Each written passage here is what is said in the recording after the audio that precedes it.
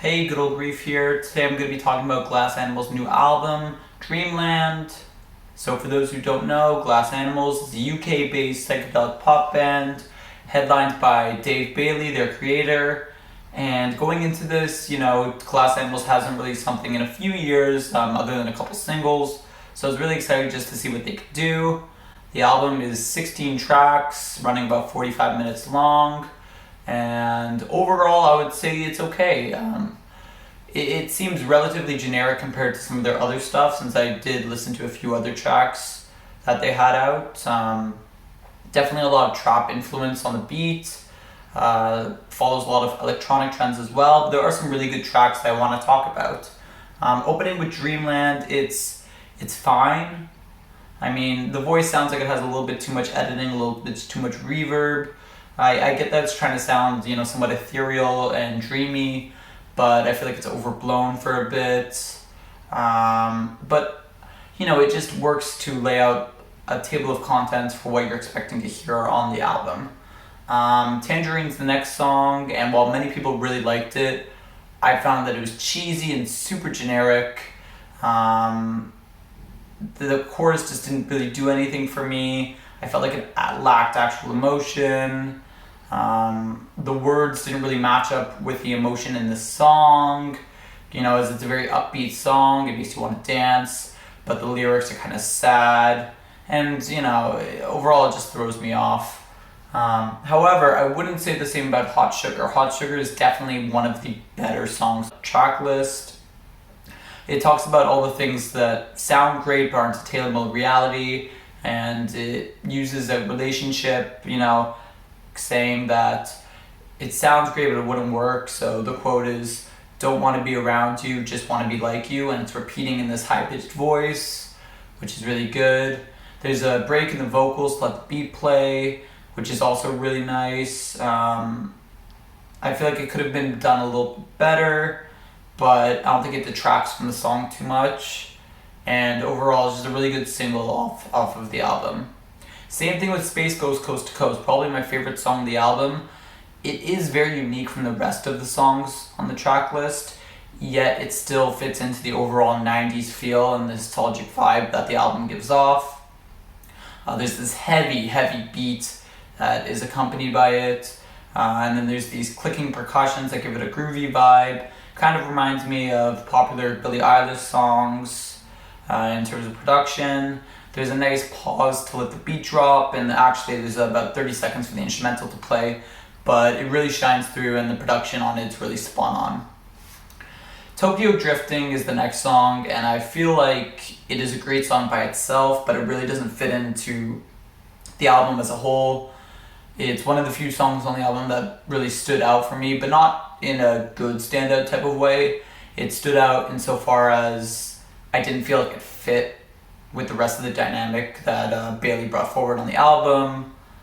Denzel's verse was great, but I really didn't see why it was necessary in this album. I get that they have had some, hip-hop influences before. I think they made a song with Joey Badass, but it just really, really did not vibe with the rest of the album. Melon and the Coconut, I felt like did vibe a lot more. So while it is a much lighter song, the instrumental is a lot more raw in nature, and it's done as a type of dialogue between a melon and a coconut. It felt like, for me, it fit a lot better than Tokyo Drifting. And it's a really cute song in general, just talking about serious things, but under the disguise of a melon and a coconut, which is really nice.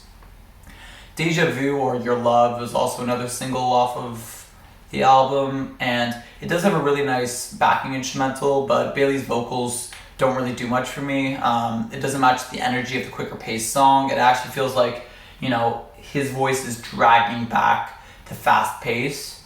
It warns about toxic relationships and how you should cut them off, kind of fitting into the themes of the album. And it has potential to grow on you, but for me, after a few listens, it still didn't really do much for me. So we'll see how that goes later. Waterfalls Coming Out of Your Mouth is a good song. I think that the name is really fitting because the strings are kind of raindroppy. It's a much more carefree song. It's kind of random in nature in terms of lyrics. It's a shame that the strings that I mentioned before that sound like those raindrops aren't emphasized a little bit more, because I feel like a lot more can be done with them, but it is a good song. And it leads into, in my opinion, the climax of the album. Not so far as the best song, but just it reaches its tipping point and it's also incredibly loud, which is a very unique concept for a song because it progressively gets louder as the song goes through. So it starts off very low, and by the end of the song, it's blaringly loud. It can come off as a little bit gimmicky, but I think that it actually works great, and the song itself is actually really good. You know, it gets the blood pumping, and it's meant to be like, you know, an exhilarating pause in time where everything moves slowly, and I definitely get that feeling with it. That lets the album cool down a little bit. We move into Domestic Bliss, which is another stripped back song, but doesn't really stand out. It isn't a happy song as it talks about an abusive relationship, and it fits in with the album, but it just doesn't really stand out in any type of way. It comes off as a little bit generic as well. Heat Waves is the last single released, and I'm fairly confident in saying that it's the worst single. It did get a lot of play before the album was released, but it feels extremely generic. I feel like it was made not for the album but for a summer playlist, and it lacks a lot of the creativity that's found in the rest of the album and the production, so I wouldn't listen to it again. After a quick interlude, the final song is Helium, and it's a nice contrast or a nice foil to the opening song, Dreamland, as it has a lot of the similar progressions, but it does it in a lighter way, kind of waking up from the dream and leaving, you know, the past and moving towards the future. So overall, it was a good album. There's a lot of generic stereotypes that they play into, but there are also a lot of good songs. My favorites would probably be Helium, there'd be a Space Ghost, Coast to Coast, and there would be Hot Sugar for sure, with Hot Sugar and Space Ghost standing out as two really good songs that I would definitely add to my playlist. Even though they are different, they feel authentically Glass Animals, and that's one of the things I really like about this album. You know, they did kind of go in a different path than with their older stuff, but it still feels authentic to them.